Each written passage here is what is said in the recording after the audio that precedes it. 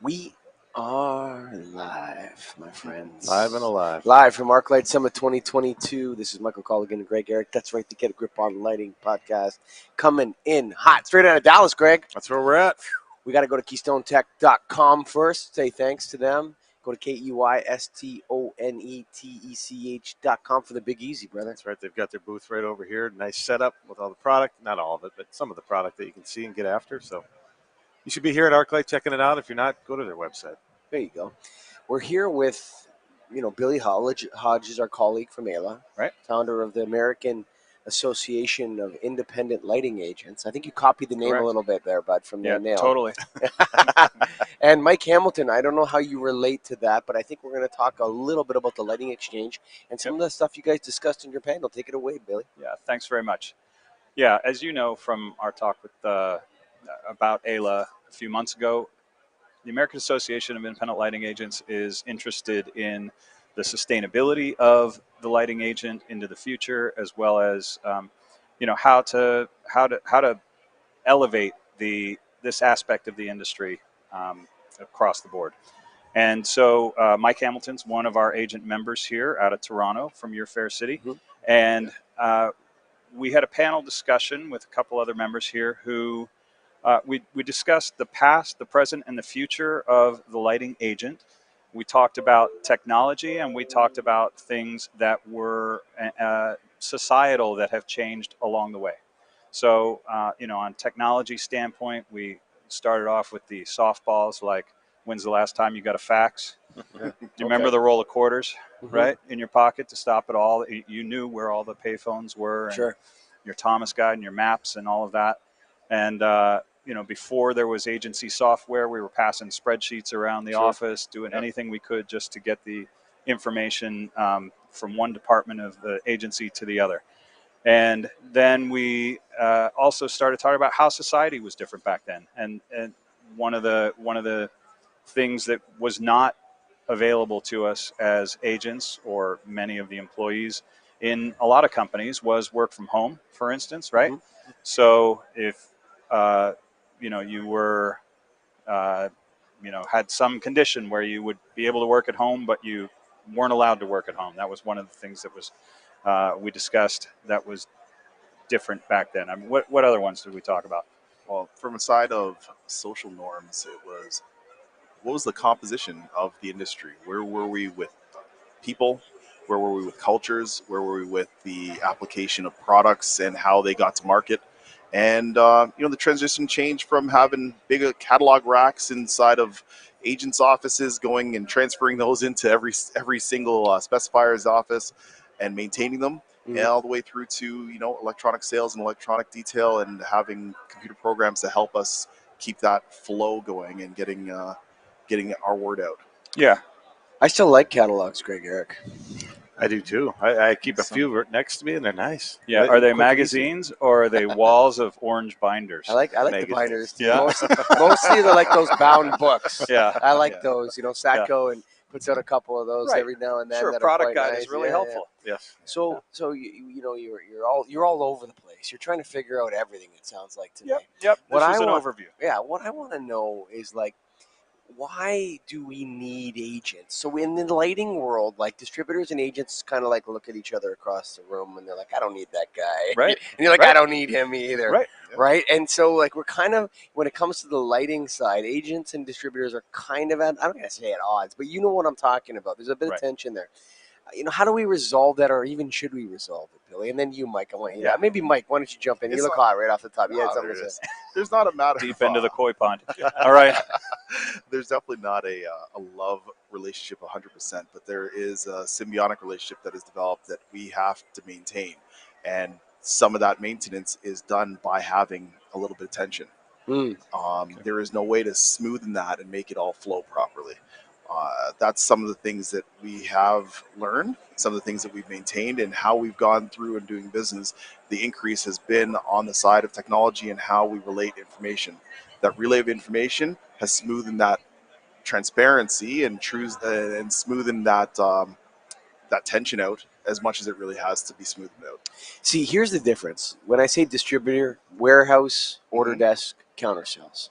Okay. When I say agent, expertise, product lines, projects. Sure. Right? Yep. That's kind of like the difference. No warehouse. Yeah. No, But now you right. have agents that have warehouses. We've Yeah, talked yeah, about yeah, this before. You yeah. know that there are hybrids Yeah. out there, right? There are Yes. people buying all their own jobs Yeah. as agents. There are distributors that are gaining a lot of expertise or bring a lot of expertise to Sure. the table.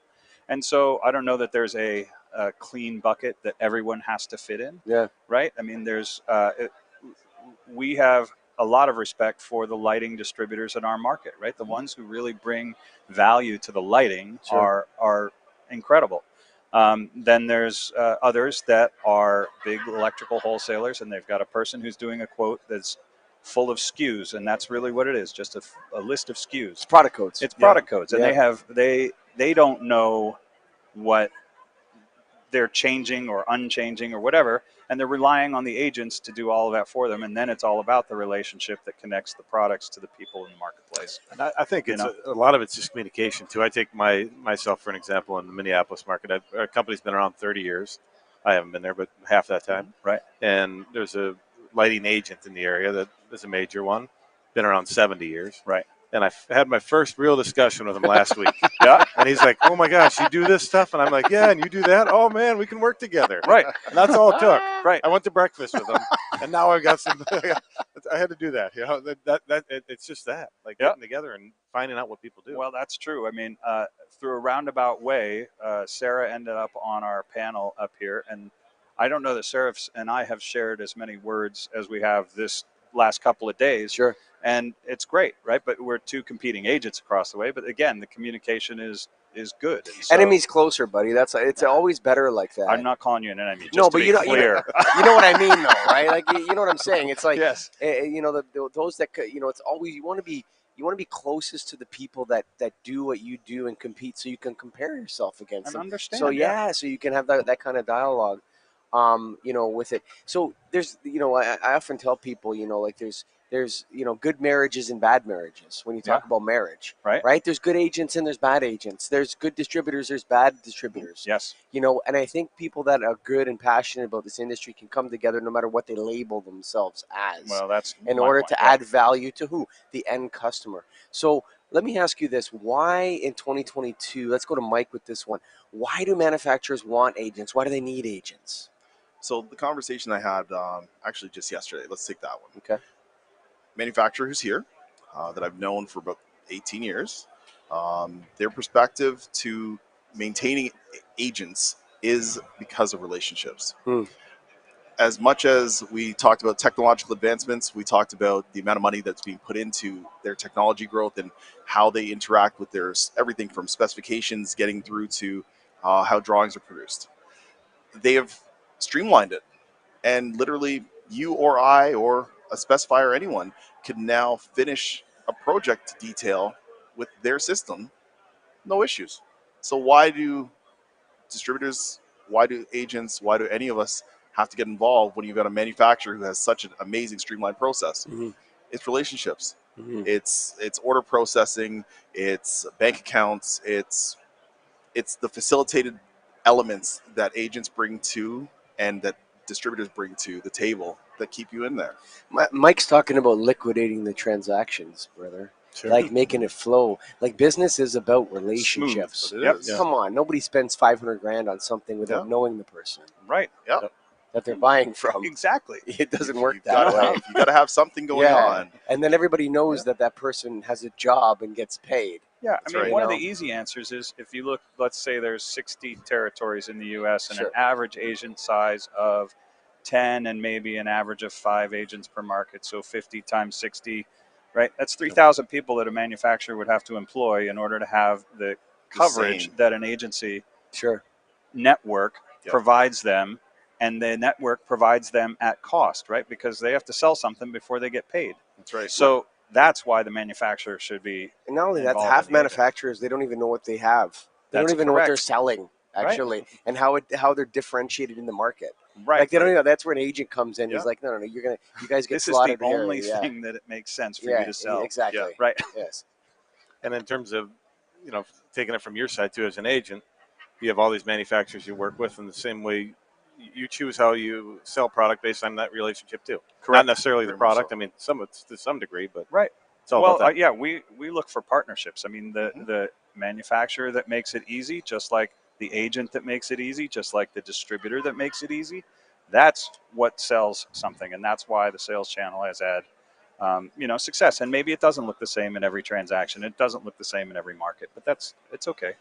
I mean, independent agents are responsible to their customers to bring their products and their brand and interest to market in a given territory. As a distributor, Yep. so we don't have lines. Like Right. an agent has In the same way. carry. You guys, this is my line card. Like Yeah. a distributor might say that, but like you can send a PO to anybody and get the bulbs. Right. Get the Right. fixtures, Yeah. right? Yep. Right. But the agents have lines, and what I've always discovered is that, you were talking about it needs to be longer term relationships here. Correct. For sure. Correct. It's one of my absolute I give hot buttons. I get an email. Oh, a new agent for this company, like once a year. It's like what? Yep. I didn't even For the meet the same last company. guy, Mike. Yeah. I just said to somebody down the road here that we are always one regional manager away from a Yeah. new line or losing a line, Yeah. right? Because they change some relationship there, and then it's about who their buddy is across town. Or I worked with these guys before, and I'm going there, and it's like it's hard to resolve, all of the effort that you've put into something and have that just be gone in a moment. So in your panel, you guys talked about where you were. We talked about where we were. Okay. We talked about the present and how society has become more inclusive, and lighting has been dragged kicking and screaming into a little bit more inclusive place. Yep. We talked about how ownership was almost exclusively, white male a while ago, and now it's slightly less exclusively white male. A little less. What do you got against the honkies? Right. I'm a white guy. Nothing against them. So we talked about how there's just evolving norms, and then what COVID and the technology, how COVID accelerated most technologies by 10 years. I want to go back before COVID. I want to Yep. get into COVID in a second. Yep. And how agents mattered during that time very, Sure. very much. Right. Before we go into it, like I don't understand what inclusion means. Yeah. Like I get when people say to me like diversity. I get diversity. That makes sense. You should embrace it where it exists. If it doesn't exist, then what are you going to do? But there's areas where we need to embrace diversity. That makes sense to me. I don't understand when someone says to me, I want to be inclusive. I have no idea what the hell they're talking about. Sure. What does it mean? Okay. Let's go to Mike. I mean, inclusion truly is it's a hot topic because it takes on different forms in different application. So when you're talking about inclusion and you're talking about lighting, really it's more an open mindset that there's no particular form or function or look that fits the role. Mm. Inclusion is an open perspective to listening, open perspective to understanding. So if Sarah were to turn around and have a proposal and Jim had a proposal, inclusion is that they're both equal proposals that are being looked at for They're merit. both being considered. Yeah. Mm-hmm. That's inclusion. Inclusion but is I don't an area that we remember not being like that ever in my life. and that's because you're in Toronto. Okay. So that was actually something I did bring up Yeah. very openly as far as the panel came into play, because we're in Toronto, we're in Canada. Toronto's one of two meccas in Canada that everyone wants to be. We have diversity in culture and diversity in levels of education amongst a broad spectrum of people, male, female, and other, that isn't anywhere else in the U.S. So that's interesting. So I'm always a little bit when people talk about race, for example. As a Canadian, I don't get that. Like No. when Americans talk about that, like Yeah. I don't even know what they're talking about. And maybe that is because I grew up in It Toronto. is, and that's yeah. something that you and I have in common, for Yeah. the sense of it wasn't the same. Don't get me wrong. I can tell you and show you based on example on specific areas that we've had trouble in Toronto. Yeah. But that is exponentially different in many cities of the U.S. Toronto really is a unique place in the world. Metropolitan. Yeah. Yeah. Like it's like we had 19 languages at Atlas Lighting with 18 people. Yeah. Okay, Right. Yeah. you know what I'm saying? Like Yeah. it's Yeah. ridiculous, Yeah. like crazy like that. But you know, like when I hear people talking in the U.S. and I'm very reticent to say that I have any understanding of that situation. Okay. When Americans are talking about race politics or whatever, I'm very unsettled even entering the dialogue because I don't have any idea what they're talking about actually. Yeah. I don't understand it. But you Yeah. know, when we talk about the lighting industry specifically, you know, I get diversity. I think you're talking about diversity. I don't know what you're talking about with inclusion though. But You understand what I mean? but when you say, okay, so they're almost one and the same in a conversation, because inclusion is just to say that you're not picking any specific part of equality to talk about or to focus on. Mhm. Inclusion is all. We're not racist. We're not. It's not a race, it's a gender, Sexist. it's a Right. it's all of those things. Why don't I tell you what culminized. I think it means? Please. Okay, because I love diversity, and I think the inclusion and the equity get smuggled in with it. And I Okay. think most people are talking about diversity, Yes. not inclusion and equity.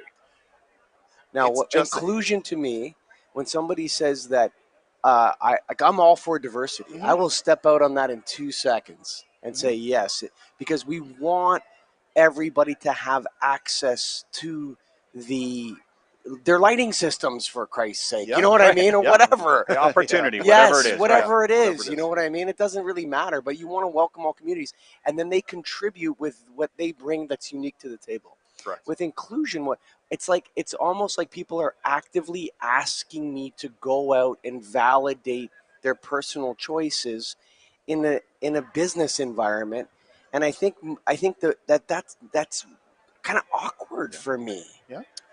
Yeah, I think Mike's point is good that it's if something in society is keeping you from looking at a legitimate proposal, a legitimate candidate, a legitimate whatever, Sure. it's you're not being inclusive, but that's you're just looking at it from the diversity point of view that Mm-hmm. everyone should have the opportunity. Yes. I think But you're being a bad business person by doing that. If you skip Right? it, right, Yeah. Like Yeah. right, to me, that's what it all comes. It's business, and who Mhm. cares where it comes from and what it looks like?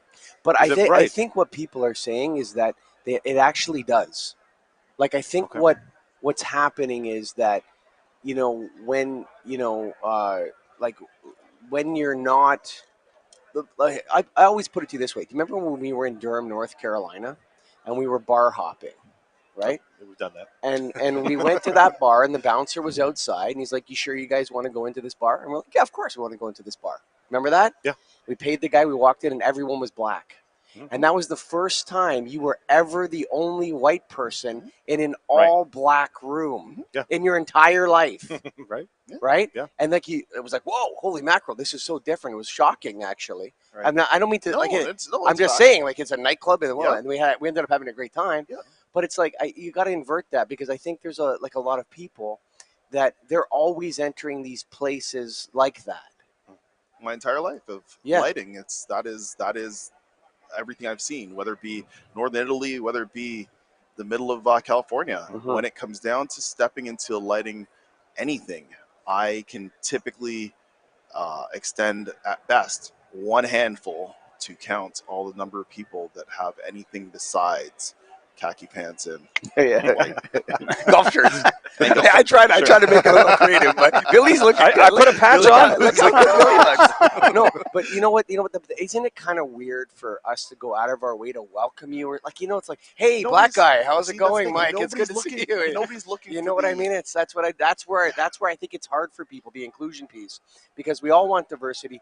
The inclusion is like a call to action that I Okay. think most people don't know what to do with.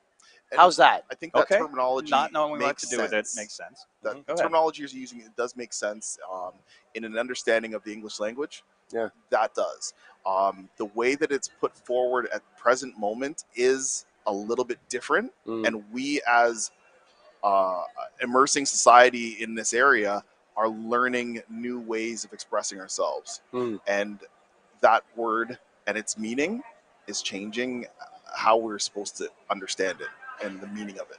Mm. So it Inclusivity. yeah. So 10 years ago, inclusivity was more of a, oh no, don't tell Billy he can't play with Sally. Don't tell Billy he can't come and play Sure. basketball with us, because you have to be inclusive. And that's my understanding of what you're saying to me right now, as far as your understanding of the word and how Yeah. it plays. Where in the last 5 years, we've sort of migrated that word into a general standing of more. And it's not a matter of making Billy play with the group. It's the acceptance and the open opportunity for Billy to play with the group.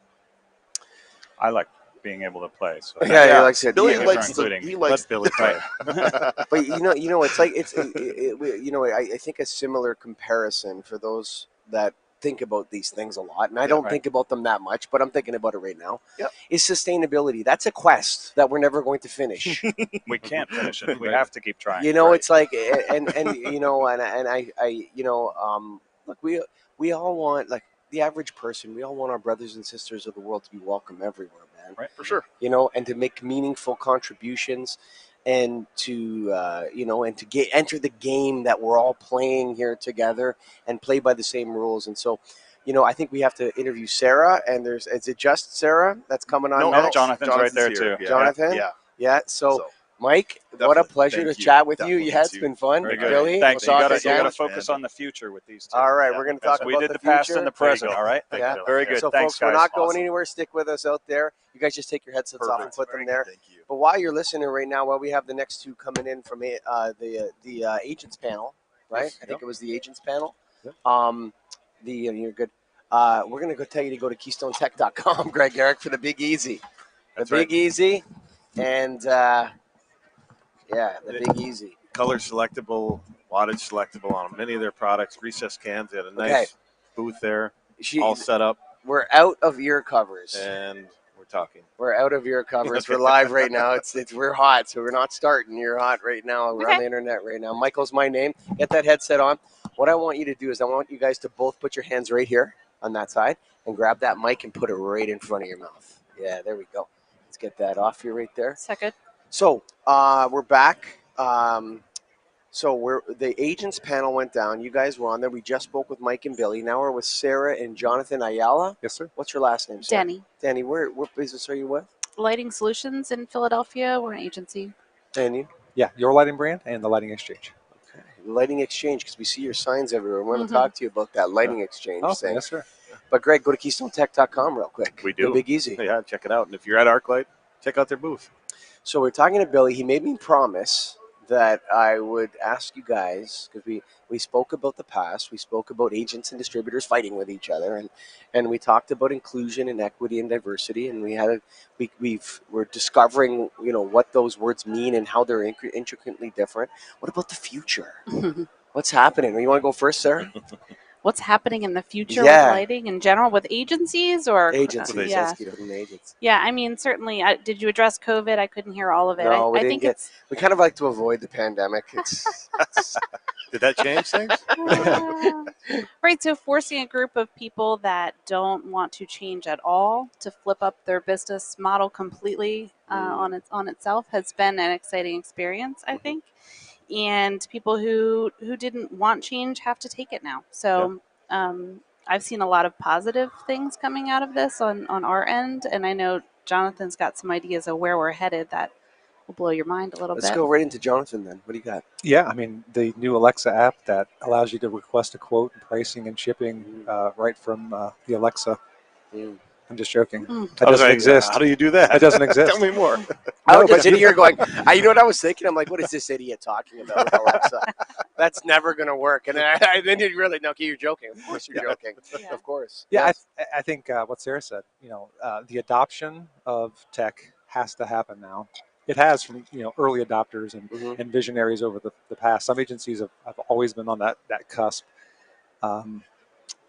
Some of the laggards now have to in order to keep up. And we're talking just about basic systems sometimes, about, basic CRM and basic quotation systems and things that can help them, be outside with cloud-based technology and not restrained to the office. So those are baby steps. And then you see Those are huge steps for an agency. I don't know about mean, baby like, steps. I was going to say that transformational change, actually, it sounds like to me. Yeah, it's definitely digital transformation. Uh, when I say baby steps, it's more like the low-hanging fruit where it's like it has to happen for the specification sales that are out there in the trenches or working from home, and they need to access their information. Like those are the things that have to happen to allow the businesses to continue to evolve and move at the speed of which they do and I'm keep going to up. bounce it I right mean, back over to Sarah. You want to say something? I can tell you. No, I mean, we have an entire sales force, half of which I think are very comfortable selling virtually, and half of which who are scared of our look on the screen. You can tell as soon as we get on a call, they aren't,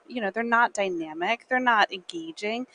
And I think they're all just hoping for when we'll just be back handshaking and it's all going to be the way it was. And for people who aren't ready for this, they're going to be left behind. I mean, I think they already are, truthfully, because it's not going to go away. Certainly, when we're in person, those moments are shorter than they used to be, and you need to get to the point a lot faster than you did before. But virtual communication is just going to continue, and if you don't know how to sell and pull people in on a screen, you're lost today. As a podcaster, and I'll tell you this, okay? I can get my hooks into somebody in person. Mm-hmm. Okay, when they're sitting in front of me right there, Sure. like I've done so many podcasts now, I can read people's body languages. Mm-hmm. I know when they're lying, when they're nervous, when they're sweating, they smell, Okay. right? Like I can get, It's all like I part can of it. really have a You good guys are fine, interview. by the way. No, but like I'm You were talking too. like, no, we're engaging right now. Like Yeah. I haven't been looking to interview you for 2 years. Right. You know what I mean? Maybe you bring in someone from some accreditation agency that I want to get my hooks into them that I'm going to prepare for. I'll smell the nervousness on them. Like, here we're going to go. We're going to talk about the real things in lighting now and why your agency's a problem or whatever. You can't do that over Zoom. You don't have the same level of tactile ability to connect with somebody and really talk to them and know if they're lying or if they're telling the truth or hiding something or whatever else. And so there's a totally what the pandemic has taught me is how important in-person meetings are, and if they're limited, you need to be effective. Like, you don't have as much time with people in person as you used to, and maybe they don't want to meet with you. So if you have that opportunity, you really have to take it now. Yeah. And that's what the pandemic has taught Yet me. I'll tell you, regionals show up in my car, bringing them into office, and they are not prepared. They have not changed. Their presentation is not impressive. So you should tell more people that, because You know what? There's nothing. Listen, there's like, as distributors and as an agent, well, if they call on me and they come in, and they're not ready to talk to me about a specific product from their manufacturer. Maybe they have a box of donuts. It's like, you know what? Get out of here, man. Seriously. Like, why am I here with you? Right. Because we say hello, we're going to talk about light bulbs for a little while and pretend we know each other or whatever. Like, bring some value to the table. And I think that that's the future of the agency, is that you really want to be connecting people and teaching them things, especially because lighting distributors and agents, they don't like each other because they're both lighting experts. Right? We already know all that shit anyway. That's kind of how we think. You know what I'm saying, Greg? Yeah. And you go. No, I'm just one of the things that I'm curious. Maybe you didn't talk about, but you guys all work in the agency, so you take agencies, distributors, and manufacturers. Simplify it like that. Mm-hmm. I feel like the distribution is all back to work, manufacturers back, but the agents that I've talked to, it seems like are still remote. Is that what you guys are seeing across the country, or at least partially remote? More so than any of the other channels that I've seen in lighting. I mean, our agency was back in 3 months, so no, we've. Maybe it's just the area I'm in. Are you seeing it? It's the area. I think it depends. Some agencies, it depends on their clientele. Sure. And they're like, hey, we don't want you in. Let's do it remote. And then other territories is like, hey, we never left. Like, we've been here the whole time. Mm-hmm. Yeah. So you guys are also. What else did you talk about in the panelists from a future standpoint? What are you looking at? I mean, we talked about everything from, hey, is Amazon going to take over the world, to AI and how systems can help us learn and be better at what we do. So I think, where do we start? You know what? It's interesting that you brought over Amazon. I think there's a rule of sociology. I think it's like everybody way overestimates the short-term impact and way underestimates the long-term impact. So if you think about in 2000, is Amazon going to take over everything? They kind of have now, actually. As much as they could have taken everything over. They kind of did. And what happened was they just created more sales. Like they carved out a niche. There's still brick and mortar stores, but there's this enormous online world that Amazon dominates, and so they did do that. But it was like it was a different area. What's going to happen in the future? For me, what I see is when I saw that TM30 demonstration, buddy, with Tony Esposito, Okay. Tony, yeah. buddy, that right there. Yeah. Like that's like lighting is now paint or something. Like you can control the way things look with the lighting, and then bringing in these theatrical aspects into general lighting, like the melding of the theatrical and the general lighting. That is such an amazing future to see, man. I like to see your passion about that. Whoa. You felt something. Oh, It yeah. made you feel it. Oh yeah, I've been feeling like this idea, like you hear, the nudge unit in the UK. We're gonna get people to wear masks. Okay, that's so stupid. Like, no, what? How can we? What Andrea Wilkerson was talking about with the classrooms and the NICUs and the hospitals using lighting to cue people when to go home, to cue people to wake up easier, Or to Like this track su- people in a space. I There you mean, go. there's light fixtures evenly spaced, constantly powered in every place humans are. This is an agent's play. All of this. Absolutely. How do we bring this entire thing together? I do think that the experts within the field need to help educate everybody involved, right? Because there's a lot of big, crazy, a little bit scary. We talked about this. There's some Big Brother stuff out there that's coming into lighting. But how do we embrace that and say that lighting could be the most important building component because it could track all of the information in your space? Big Brother's scary, but Big Sister's worse. But what I'm saying is that knowledge. So distributors, the way you can sum up a distributor is like this. Okay, we'll tell you what you need, but we'll sell you what you want. Okay, that's what distributors do. Hey, I want to buy an F32 T8. Okay, how about an LED tube? No, I want to. Okay, here's a box of F32 T8s. Yeah. That's how distribution works. Okay. There's kind of maybe a little upsell.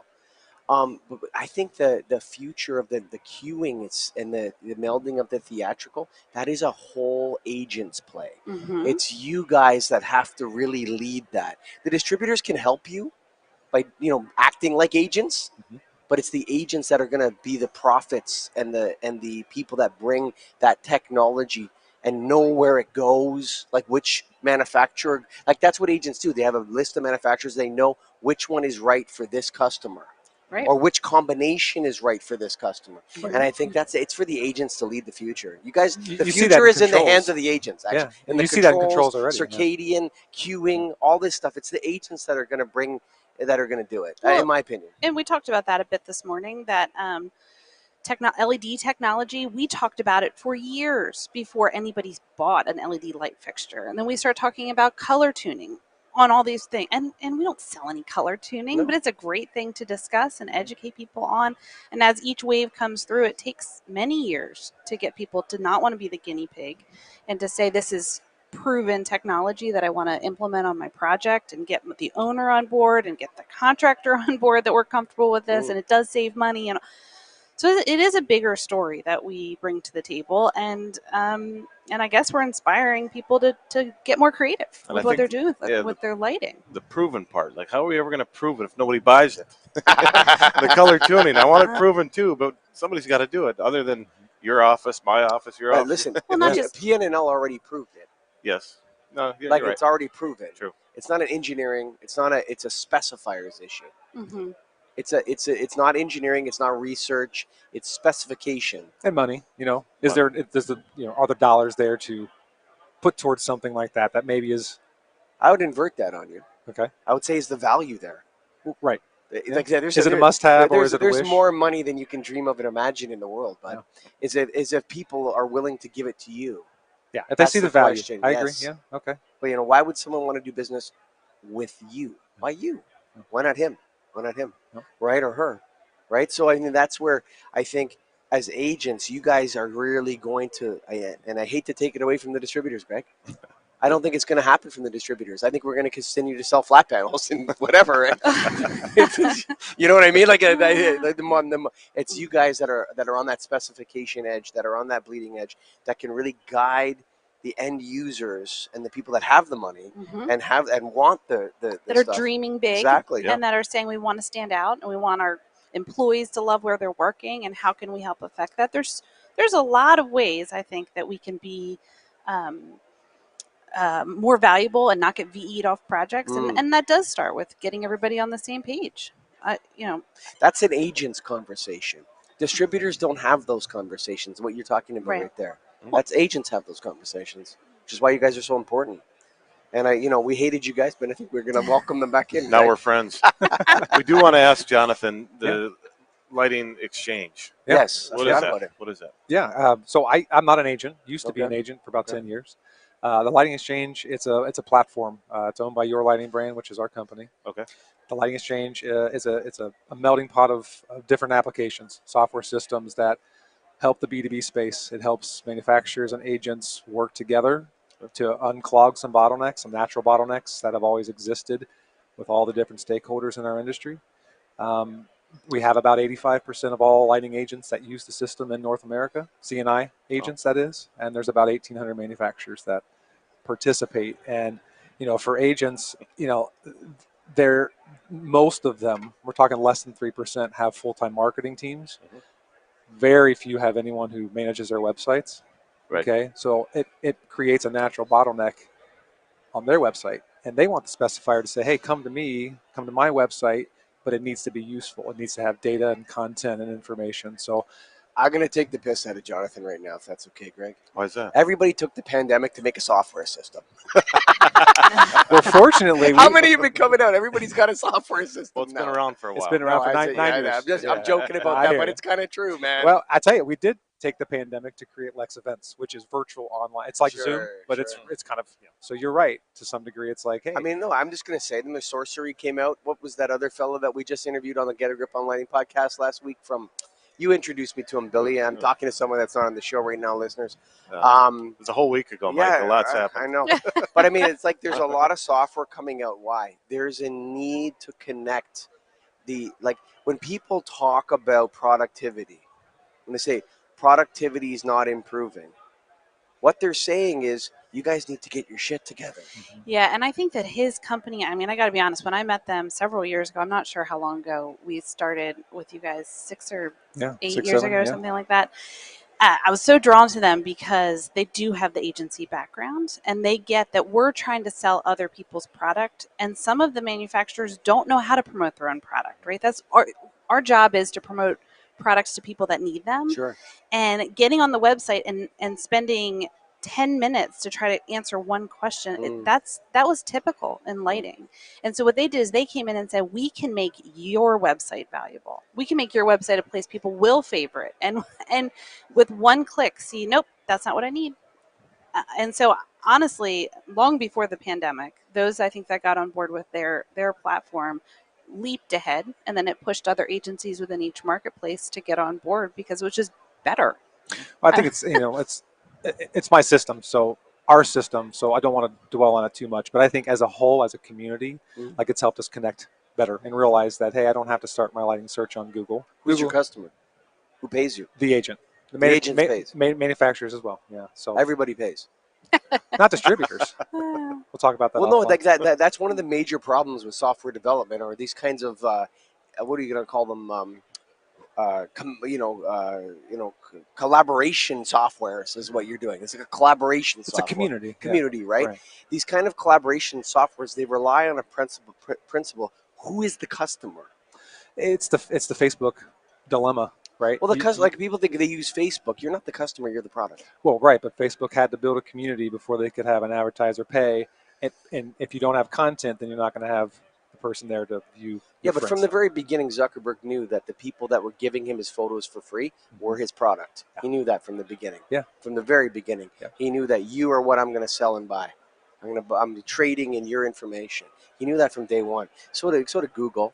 They knew that from day one. These are one-trick ponies, like massive one-trick ponies. Okay, like Facebook is a one-trick pony. It's not genius. Yeah. It's actually a really simple idea. Yeah. Right? But with what you're trying to do, who is the customer of your software? Who is the audience? What are you trying to buy and sell? I mean, we believe the agent's the strongest link in the lighting sales funnel.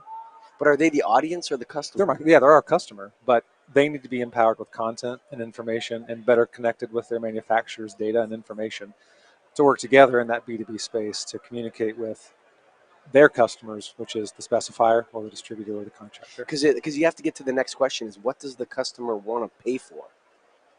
Right? Who is the customer and what the hell do they want to buy? Right? And like with these softwares, you can never get to the bottom of that with them because they're kind of figuring it out still. Yeah. Like, is the manufacturer going to pay? When I look at these things, like the manufacturer is almost like the audience. Yeah. You know, when I'm looking at these things, and the distributors and the agents, we're the customers that are buying access to these manufacturers or something. I mean, he's creating their team is creating the first impression of a manufacturer, because if you've come to a rep, right, and you're on their line card and you're like, what is that? Let me just search troffer. It pulls for you every troffer that any of their manufacturers make. It will pull right up. If you click on, let's just say you know a brand, pick one here, you click on that. Instead of taking it to their website, it takes you to like a summary of their whole line. And so I'll take that to manufacturers that aren't on board. I'll screenshot and say, this is the first impression, and it's free for you. You don't have to do anything. I've already paid for it. I just need you to give them a couple of photographs, and your first impression would be of your product. Is there pricing in stock there too? No. No? Maybe. Well, listen, man, like right now, someone's going to win big because the first phase of this is Facebook, whatever it is, from 2005 to 15 was like, let's upload pictures. And like, honestly, Uber is not that complicated. Mm-hmm. When you think about Uber, it's not really that complicated an idea. Yeah. What we're trying to do in lighting is super complicated. Mm-hmm. Integrate all manner of different lighting companies that have slight differences in their products, but then show them together in some kind of merchandised way. It's very, very difficult. I think that's why you see like not many people in our industry use Salesforce. They use a program that was specifically built for people in lighting because the problems are unique, they're different, Sure. and they need to be addressed as such, in my opinion.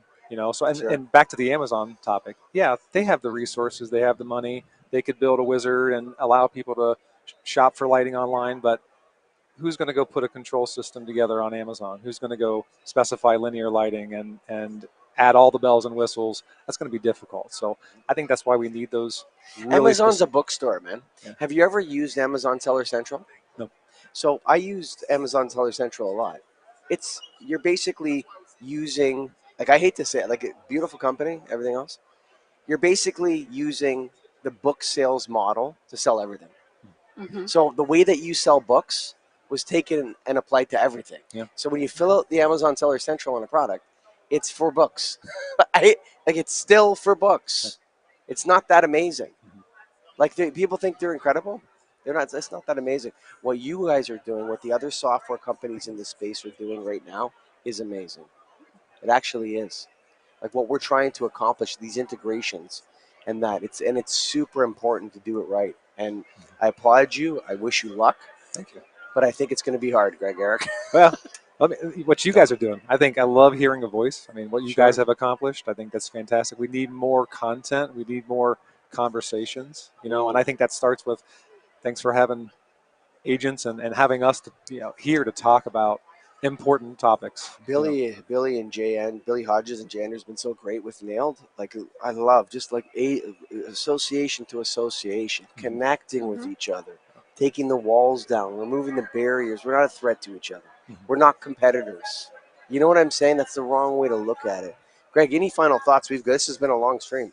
Any final thoughts, or what do you think? We turn it over to I think Jonathan we close it and out with Sarah? those guys. Yeah, I'm good. All right, final thoughts, Jonathan. Final thoughts? Yeah. Glad to be here at ArchLIGHT Summit. It's a great show. Second Sure. year. I think their third year is going to be the sweet spot. All right. What do you got? Yeah, thanks for your time. I think a good argument, although I was called the enemy earlier, I agree with you. There's a lot more in common we all have than not. It's nice to have open conversation. Thanks for having me on. No problem. And, we got to go with the big easy, Greg. We do. Go to KeystoneTech.com. That's KeystoneTech.com. The big easy, light made easy. Yeah, let's go.